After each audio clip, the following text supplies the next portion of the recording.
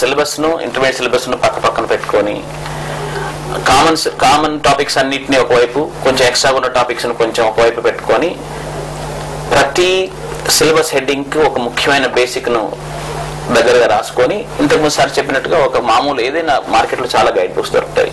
First ఈ syllabus wise గా ఉన్న ఫార్ములాస్ ని, ప్రిన్సిపల్స్ ని క్రోడీకరించి ఒక దగ్గర పెట్టుకొని అలా ప్రాక్టీస్కి వెళ్తే సరిపోతుంది. ఓకే సార్, మరి ఈ ఐఐటి జేఈ పరీక్ష చాలా కష్టం అంటారు. మిగతా పరీక్షలతో పోలిస్తే ఇది ఎందుకు ఇంత కష్టం అంటారు? ఇది ఐఐటి జేఈకి మిగతా ఎగ్జామ్స్ కి బిగ్ డిఫరెన్స్ ఏంటంటే ఇది వెరీ కాన్సెప్ట్ ఓరియంటెడ్. అంటే ఇది రెండు రకాలుగా ఇది వేరు. ఒకటి ఏంటంటే జేఈ మెయిన్స్ మిగతా బిట్స్ ఎగ్జామ్లో అన్ని 4 ఆప్షన్స్ ఇస్తారు, ఒకటి కరెక్ట్. సో అన్నీ ఒకే టైప్ లో ఉంటుంది. ఐఐటి జేఈ అడ్వాన్స్ లో ఏంటంటే కొన్ని మల్టిపుల్ చాయిస్, 2-3 కరెక్ట్ అవ్వచ్చు, 4 కరెక్ట్ అవ్వచ్చు, ఎన్ని కరెక్టో తెలియదు, అలాంటివి కొన్ని ఉంటాయి. కొన్ని మేట్రిక్స్ మ్యాచింగ్ అంటారు, కొన్ని ఒక ప్యాసేజ్ ఇచ్చి 4 క్వశ్చన్ దాని మీద అడుగుతారు. సో అందుకు ప్యాటర్న్ ఆఫ్ క్వశ్చన్స్ ప్రతి ఏడాది మారుతుంది, వేరుగా ఉంటుంది, వింతగా ఉంటుంది. సో అది to get use to it you have to be very confident. రెండోది ఏంటంటే ఒక కాన్సెప్ట్ కాకుండా 2-3 కాన్సెప్ట్స్ కలిసి, సో బోత్ డెప్త్ గా వాళ్ళు అడుగుతారు. సో అందుకు your conceptual clarity has to be very good ఈ జేఈలో. That is the big difference between ఈ ఎగ్జామ్ కి మిగతా ఎగ్జామ్స్ కి. స్పెషల్ గా వస్తే ఏంటంటే ఈ ఇంతకుముందు సార్ చెప్పినట్టుగా కొన్ని క్వశ్చన్స్ ఉంటాయి. ఇది మ్యాట్రిక్స్ మ్యాచింగ్ అంటే ఇటువైపు ఉన్న లిస్ట్ లోంచి అటువైపు ఉన్న 2-3కి మ్యాచ్ చేయాల్సి వస్తుంది. అట్లాగే మన కాంప్రిహెన్షన్ బేస్డ్ ఉంటుంది, అప్పుడప్పుడు అసర్షన్ రీజనింగ్ కూడా వస్తుంది. ఈ అన్నిటికీ ముఖ్యమైనది కాన్సెప్ట్ అనమాట. ఇంతకుముందు మన రెఫరెన్స్ ఫ్రేమ్స్ మాట్లాడుతూ చెప్పాను కదా, ఆ రెఫరెన్స్ ఫ్రేమ్ కాన్సెప్ట్ కనుక లేకపోతే అసలు ఒక ప్రాబ్లం చేయడమే కుదరదు అనమాట. అయితే ఆ రెఫరెన్స్ ఫ్రేమ్ వీడియో మనం ఇంకా కంప్లీట్ చేయలేదు. నెక్స్ట్ వీడియో చూస్తూ కాన్సెప్ట్ అంటే ఏంటో అర్థం చేసుకుందాం.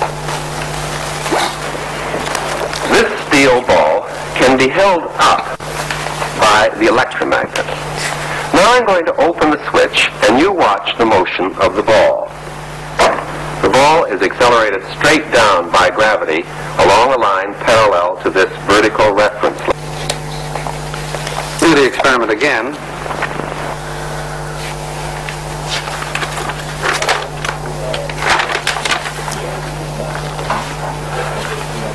We're used to seeing things from a particular...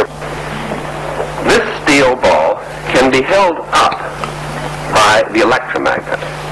Now I'm going to open the switch and you watch the motion of the ball.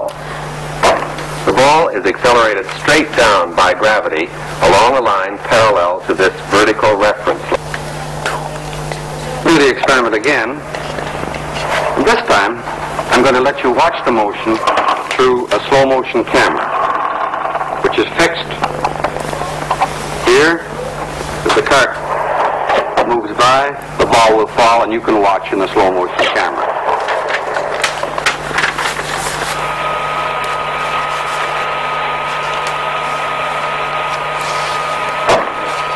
I'll show you this again.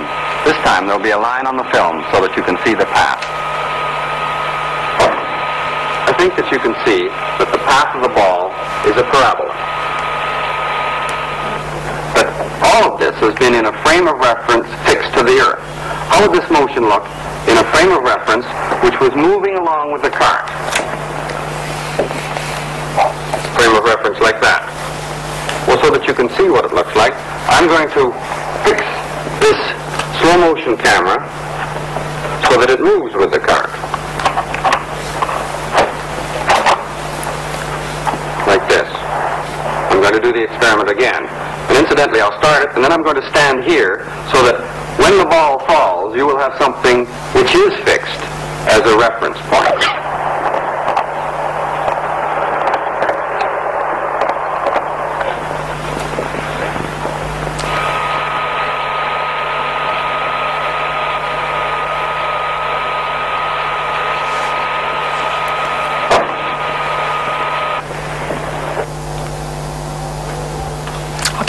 Srikanth గారు and Bhaskar గారు మా స్టూడియోకి వచ్చేసి ఐఐటి ఒకసారి మీరు ముఖ్యంగా దీని గురించి ఒకసారి ఎక్స్ప్లెయిన్ చేస్తారా ఈ వీడియో? యాక్చువల్గా ఈ వీడియో చూపడానికి ముఖ్యమైన ఉద్దేశం ఏంటి అంటే ఒక రెఫరెన్స్ ఫ్రేమ్ లో చూస్తే ఒకలాగా కనిపిస్తుంది, ఇంకో రెఫరెన్స్ ఫ్రేమ్ లో చూస్తే ఇంకొకలాగా కనిపిస్తుంది. చూడండి, దాంట్లో మనం మామూలుగా ఒక ట్రైన్ లో వెళ్తున్నప్పుడు ట్రైన్ ఒక కాన్స్టెంట్ స్పీడ్ తో ఒక 80 km/h తో వెళ్తుంది అనుకోండి, బయట ఎయిర్ కొంచెం లేదనుకోని మనం అనుకోవాలి, ఎందుకంటే ఎయిర్ ఎట్లా ఉంటుంది. ఒక చిన్నగా మనం డ్రాప్ చేస్తే లోపల ఉన్నవాడు ఎట్లా చూస్తాడు, బయట ఉన్నవాడు ఎలా చూస్తాడు అనే దాన్ని అక్కడ ఎక్స్ప్లెయిన్ చేసినాం మనం. లోపల ఉన్న వాళ్ళు సరిగ్గా వాళ్ళ వెలాసిటీతోనే అదే వెళ్తుంది కాబట్టి స్ట్రైట్ గా పడ్డం, బయట ఉన్న వాళ్ళకి అది పారాబోలా లాగా పడ్డం, దాంట్లో మనం ఎక్స్ప్లెయిన్ చేసాం. ఓకే సార్, దీనికి సంబంధించిన విషయాలు కంటిన్యూ అవుతూనే ఉంటాయి. ప్రతి శనివారం 8:30 నుంచి 9:30 వరకు వనిత గైడ్ లో ప్రసారం అవుతూనే ఉంటుంది. సార్, శ్రీకాంత్ గారు, భాస్కర్ గారు మా స్టూడియోకి వచ్చేసి IIT JEE గురించి ఇంత సమగ్ర విశ్లేషణ అందించినందుకు థ్యాంక్ యూ సో మచ్ అండి. చూసారు కదా ఈరోజు గైడ్ కార్యక్రమాన్ని. ఈ కార్యక్రమంపై మీ అభిప్రాయాలు తెలియచేయడానికి vanithatv@gmail.com కి లాగిన్ కావచ్చు. నెక్స్ట్ ఫీడ్బ్యాక్ కోసం feedback@deltaiit.com కు సంప్రదించవచ్చు.